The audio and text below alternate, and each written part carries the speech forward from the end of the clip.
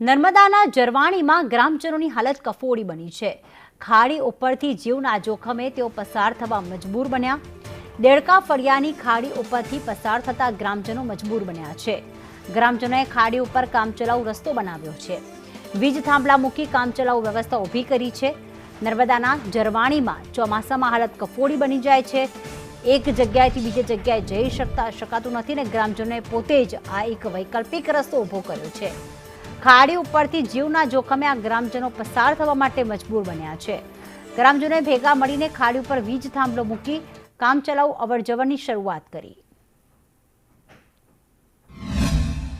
પણ અમારે ત્યાં પુલ અત્યારે બન્યો નથી, માટે અમારે ત્યાં સ્કૂલના બાળકોને જે બીજી સ્કૂલોમાં ભણવા માટે કે મજૂરી કામ માટે કે મહિલાઓને દૂધ માટે કે કોઈ બી પ્રોબ્લેમ નડે છે, માટે અમે આ વહેણમાંથી પાણીમાંથી પસાર થઈને જ અમારે પહેલી પાળે જવાનું થાય છે।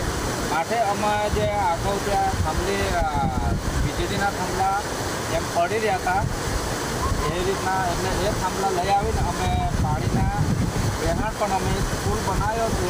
એ પોતા અમારા ફળિયાના જેટલા બી મિત્રો હતા 50-60 એ લોકો બધા મિત્રોએ ભેગા મળીને આ જીવનના જોખમ માટે એક પુલ